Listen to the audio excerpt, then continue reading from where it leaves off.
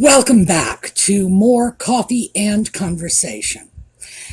Audie is stretched out at my feet. It has not been miserably hot today. It's been in the 80s, but that's normal for us. There are parts of the country that are still having it a lot worse than we've got it. So this isn't a complaint from me. It's a complaint from Audie. So he's all stretched out looking for a cool breeze on his little cat belly. Do you want to come up, Audie? Oh, he heard me. Do you want to come?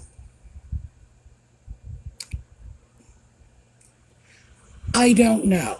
He's rubbing around my feet to see if I'll pick him up, but maybe he'll hop up and say hi. We'll have to see, but obviously it's not happening anytime soon.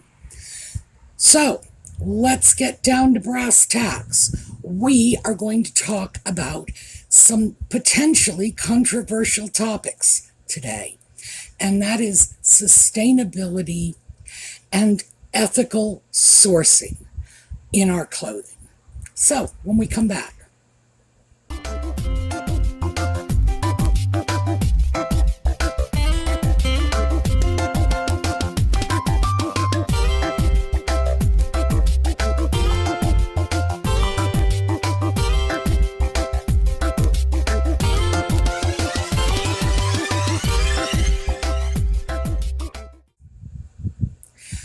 Now, I know I said we would be talking about sustainability and ethical sourcing in our clothing, but it's not just clothing. I should probably make that clear. Bed sheets, bath towels, dish towels. There's the tail. Yes, okay, I see. All right, come on. Come on, I see you. All right, go ahead. Say hi. Say, yes, you look very pathetic. They're all going to feel very sorry for you. All right? Yes. I know. You do, don't you? It's been a poor kitty. He's been stuck here in this miserable 80-degree heat, and we should all pity him. All right. I think that did it. I think he's happy now. So, sustainability and ethical sourcing. When we start talking about these things, we need to be talking about life in a perfect universe. Now, most of this is theoretical because we don't live in a perfect universe. We live in the real world where not everything goes off the way it might go off in the pages of an economics textbook. So, having said that, let's start with sustainability, because we do hear a lot about this. Now, the basic working definition, in this context at least, is that sustainability means producing without depleting natural resources. So when we talk about fabric, there's really only one truly sustainable fabric, and that's wool. And be that wool from sheep, goats, alpaca, rabbits, camels, whatever. We've discussed this before. Wool in general comes from a variety of different animals, but essentially it is animal hair. Now, with sheep, for example, it is sheared from the animal. And they do that in the spring, and then the animal has all summer long to grow the fur back. So by winter, the animal is toasty warm. Meantime, we get the wool. And of course, the animal is free to go on doing whatever it does in its little animal life until eventually it's probably going to get slaughtered for food. But we are not discussing food. This is not a vegan issue. That's something I was going to say for another video, but that's actually something for another channel, because that's not something I want to get into at all. We're just talking about the clothing. So when we get the wool, the animal goes on with its little animal life and is free to produce more and more wool until eventually its life comes to an end. It is automatically renewable. It's like cutting your own hair. You cut your hair, and I know for me, you got to go back 6 weeks later and get it cut again. This is the ultimate in sustainability. I'm fond of wool. It's probably one of my very favorite fabrics. 85 degrees here. I think we spoke about that when Audie was unhappy about no breeze on his little cat belly. 85 degrees here, I'm wearing wool socks because wool keeps your feet cool in the summer and warm in the winter. So, yeah, I like wool. I'm not prepared to confine my wardrobe to nothing but wool, however. Not willing to do that. I suppose I could if I were determined. If I ever get that bee in my bonnet, we'll find out, because it does seem to me to be theoretically possible. Am I going to do it? Not likely.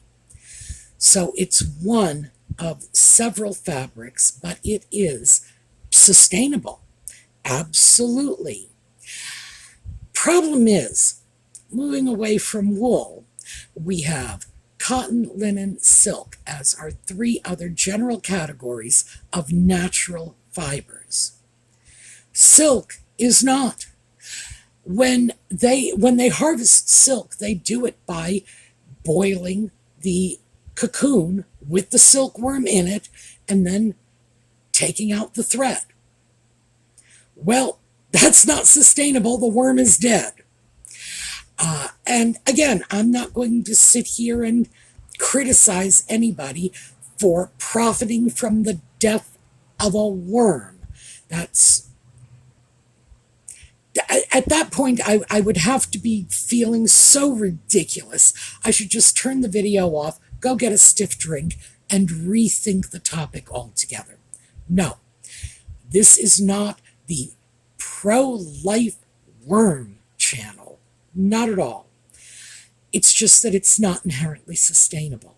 You have to make sure the worms all reproduce so that you can have more worms to produce more silk. And in fact, you are pretty much killing them off before they hit the reproductive stage. Not sustainable. So we have to look at that. But let's look at the two plant-based fibers, cotton and linen. Well, cotton is actually, it's a mineral hog. When you throw it in the ground and grow it, it can really deplete soil nutrients pretty quickly. Flax, I understand flax is not as bad as cotton, but again, I'm not really sure about that. Regardless, both cotton and flax have to be produced in arable soil, which means soil you can use to grow crops, some of which could be used to feed people. So then we have to look at this. How sustainable is cotton or linen if, in fact, the very ground it's grown in could be put to the more productive use of growing crops to feed people who don't have enough to eat? Kind of a problem, don't you think? However, as always, Dow Chemical has an answer to that. And they have things like polyester and Dacron and all those, polyurethane, for heaven's sake. They have some pretty dreadful fabrics that they make out of 100% chemical. That's it, chemicals. And the chemicals can be retrieved from the fabrics after the fabrics have outlived their usefulness and recycled into other useful items that are also made of plastic. So the scary part of this is what it's telling me is that cotton, linen, silk are falling somewhere below Dacron polyester on the sustainability scale. That's a scary thought. And it's not going to shift me over to polyester. It's not going to happen.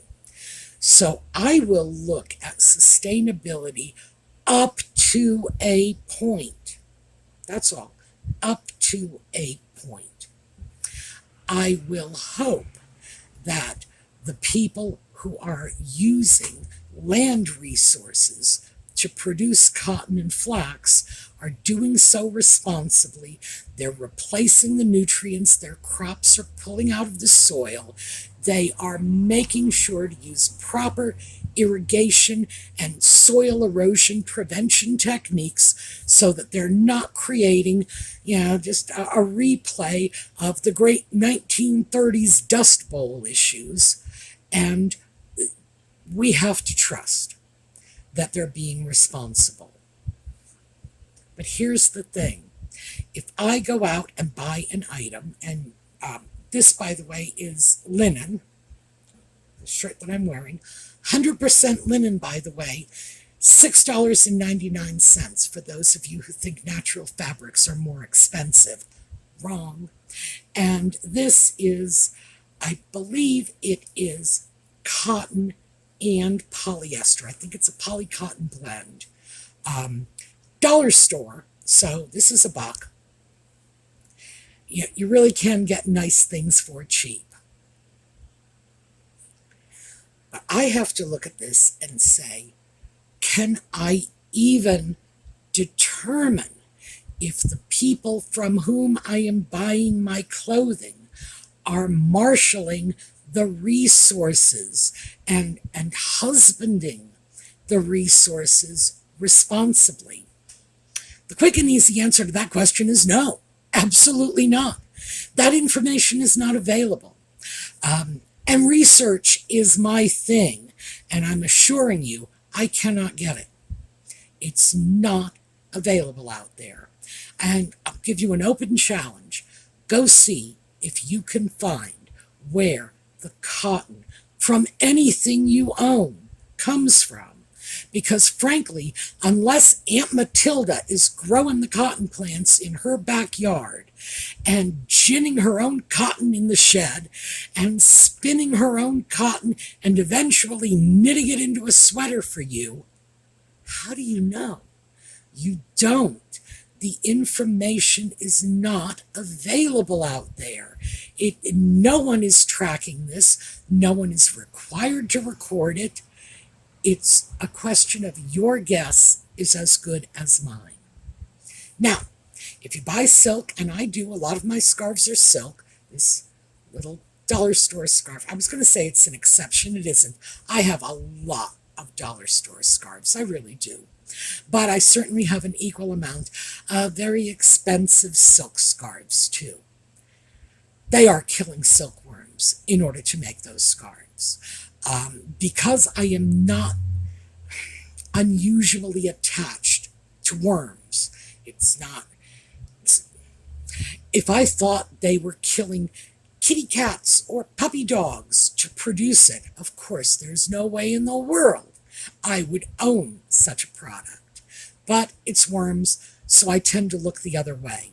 But I suppose globally, and since we're talking theoretically, one living creature should probably be accorded the same respect as another, but not tarantulas. I don't like them at all, so they're off the list.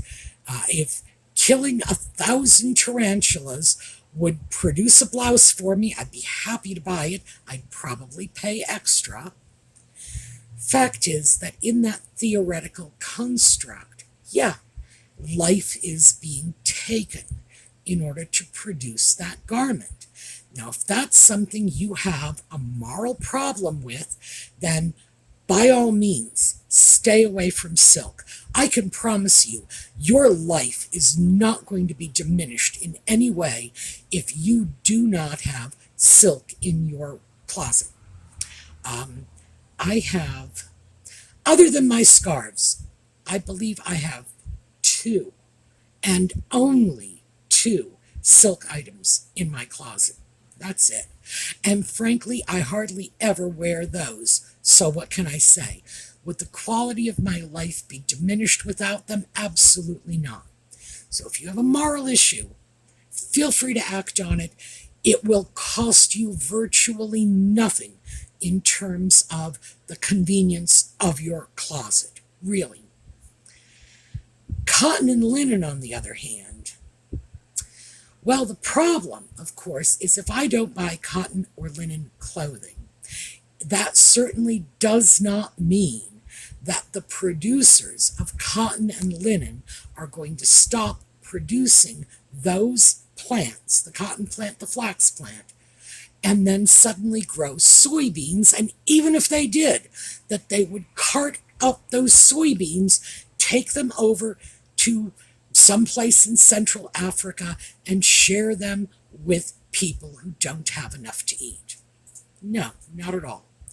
It would simply guarantee that I didn't have the clothing I want. And the people who produce the fabrics, well, they won't even notice, for starters. And if they did, would they care? I very much doubt it. So these are all the things that have to factor into our decisions. It gets even better when we talk about ethical sourcing. So let me start with, I would never knowingly buy anything from a sweatshop. And this has nothing to do with whatever might be going on in China or India or the Middle East or wherever it is you think sweatshops are proliferating.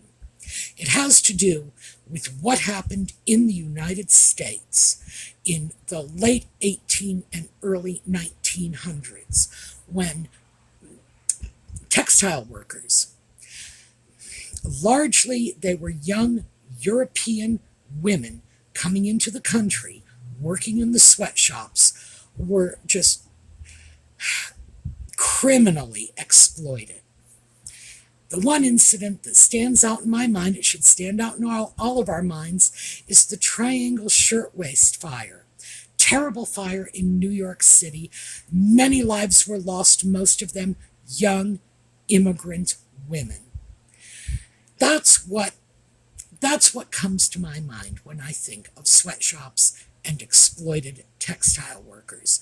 Not some nameless, faceless people on the other side of the globe, but people who lived and worked in New York City.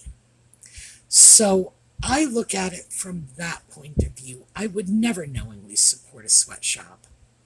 However, I would never knowingly seek to put a sweatshop out of business. The reason is, of course, no matter how badly exploited a worker might be in their job, they are not going to be happier if their job disappears and they are suddenly left unemployed and destitute. People who are working in difficult conditions, unless, of course, they are literally enslaved, if they are working in difficult conditions, it's because they find it better than the alternative. And sadly, the alternative very often is starving in the streets. So when I start looking at the ethics of the fashion industry, I am not going to get on my very high, very first world horse and say, oh no, I won't buy from you because you're doing this or that. No. Because I don't have a solution to the problem. I do not have the ability to go over to whatever country might be involved in exploiting their workers and write out a check every month to all of the workers that would be put out of their jobs if someone closed the factory down. It's not a problem I can solve. It's simply bigger than me. It's bigger than you, too. It's Fact is, these are problems that have to be negotiated on the international level. They have to be worked out diplomatically through aid. And when we start talking about aid, we are talking about literally billions of dollars. That's the kind of money it takes to get a country to move away from exploitative labor practices. I don't have $1 billion to give them, so I'm not getting involved in that fight. But again, the same thing applies as applied to, where is the cotton being grown? Are they growing it responsibly? When I start looking to buy something, I am not going to take the knee-jerk response that because some manufacturers in some countries are exploiting their workforce, that I will not buy anything at all from that country. I think that would be short-sighted, and it's something that penalizes the responsible people as well as the irresponsible people, and that's something I don't advocate. I don't have access to the information I need to make those decisions. I simply don't. So if I look at a tag and it says made in Mexico, and I happen to believe that there are a lot of sweatshops in Mexico, am I going to refuse to buy it? Well, the answer is no, because I also believe there are a lot of legitimate manufacturing enterprises in Mexico that are providing a fair competitive wage for their workers. The fact is, I don't have access to the information I need in order to condemn an entire country, an entire industry, a factory even, without any support, without any justification, just because I think someone else in that region did something bad. Not willing to do that.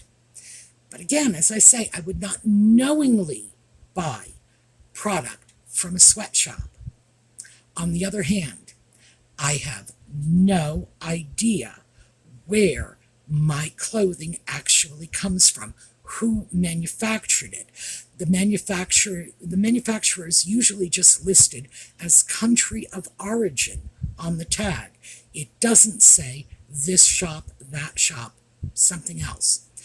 Even if I buy product that is made in the United States, I don't know where the fabric comes from. Maybe it comes from the United States. They're not required to tell me that. It could come from just about anywhere. So now I'm going back to what I started with, which was wool.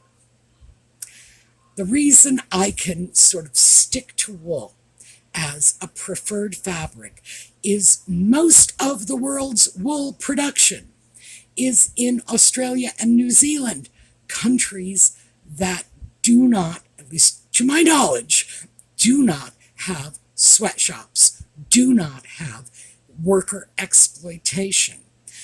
These are countries that are, part of the Commonwealth of Nations. So I think by law they're not allowed to do this, but they're certainly not backwards nations by any stretch of the imagination. So again, wool, great. When I start looking at things like linen, Ireland is a great source of linen, as is France. I tend to go for items that are, in general, more likely to be produced in areas where I'm pretty sure most of the workers are not exploited. And I have to say that so carefully, because I don't know for a fact that they're not. So I guess the point that I am trying to make is that these are the issues. I wanted to throw them out for you so you can see it's not as simple as I will only buy sustainably sourced clothing. I will only buy ethically sourced clothing. Good luck to you if you can do it. Go ahead and find yourself a company that is prepared to guarantee that, because frankly, I can't find one. I don't know of any company that has that level of control over every single aspect of their supply chain. Where do they get their thread from? Really, do you know where they get the thread from?